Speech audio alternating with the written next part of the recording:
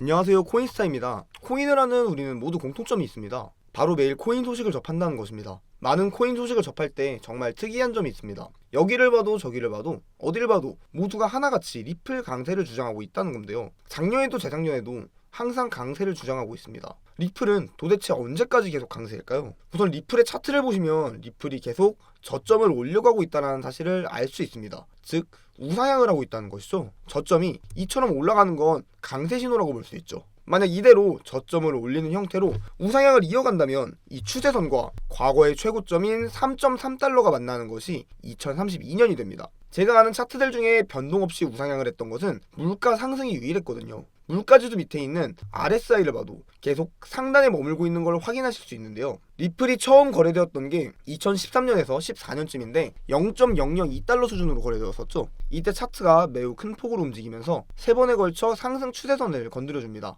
그 세 번째를 기점으로 17에서 18년도에 거대한 랠리를 만들어낸 건데요. 그래서 이번에도 세 번째 터치 지점이 만들어진 게 이때입니다. 2년 전, 그러니까 22년의 여름이었죠. 밑으로 살짝 빠져주면서 세 번째 지지선에 대한 터치가 나오게 되어서 저로서는 나름 기대감을 가졌었는데요. 무슨 일이든 벌어지겠다, 불기둥 나와주는 것일까? 그런데 현실은 아무 일도 일어나지 않았습니다. 그랬지만 하단 지진선만 있는 건 아니죠. 마찬가지로 상단 저항도 함께 살펴볼 텐데요. 앞선 구간에서도 상단 저항에 3번 부딪히고 쐐기 패턴을 중간선의 위를 지켜주면서 통과했는데요. 그리고 나서 위아래의 변화를 준 뒤 대폭 상승을 이루어내었죠. 이러한 패턴이 이번에도 반복된다면 그럼 폭등 시기는 과연 언제가 될까요? 이것이 반복되려면 우선 지금 끝으로 달려가고 있는 쐐기 패턴을 중간선 위에서 마감해야 하는 것인데 이건 아직 가능해 보입니다. 보시면 현재 위치가 딱 중간 부분입니다. 지난 패턴에서 소요된 시간을 이번 패턴에 대입해보면 올 겨울 다 지나고 내년 설도 지날 때쯤이면 지금 쐐기 패턴을 상단 지지 상태로 마감하게 될 것으로 보이고요.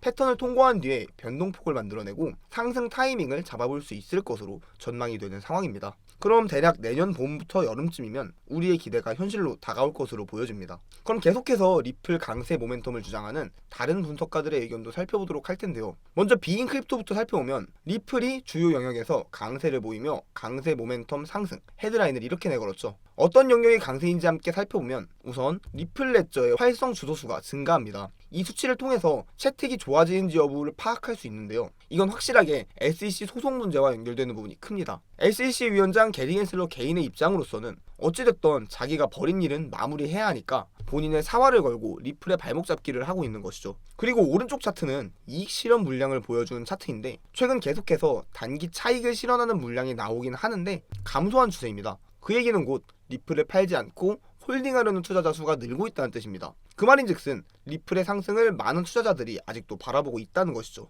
또한 7만 팔로워를 가진 미키 불크립토라는 분은 어떻게 보는지 살펴보면 현재 보고 계신 화면은 리플 로그 차트에 볼린저 밴드를 적용한 것이고요. 이런 구간들 보시면 넓었던 밴드 폭이 확 줄어든 것을 볼 수 있어요. 이렇게 가격이 수렴점에 모이게 되면 돌파가 나와주면서 한 방향으로 큰 움직임이 생긴다는 것입니다. 지금도 마찬가지로 밴드 폭이 줄어들고 있죠. 따라서 곧 큰 폭으로 변화가 발생할 것이라 예측해 볼 수 있는 것이죠. 이러한 이유로 모두들 기대를 갖고 있는 것이고요. 아래 그림은 볼린저 밴드의 너비 지표인데 2017년에 있었던 최대의 상승장 직전을 보면 중심선을 터치한 직후 움직인 것을 볼 수 있죠. 따라서 지금도 중심선 터치가 존재했으니 곧 큰 폭으로 변화가 나올 것이라는 겁니다. 비트코인리스트도 한번 보면요. 역사상 가장 큰 상승 플래그를 형성했다. 앞서 살펴본 이 차트 얘기고요. 쐐기 길이가 앞서보다 이번에 긴 것에 대해 SEC의 소송 때문이라고 설명합니다. 이전 구간의 쐐기에서는 해당 패턴 탈출 후 총 240일 동안 랠리를 지속했고 6만 %를 상승시켰다고 요약합니다. 따라서 이번에도 패턴 탈출 후 상승 전망이라는 거고요. 다만 그때와 달리 리플의 시총이 이미 커져서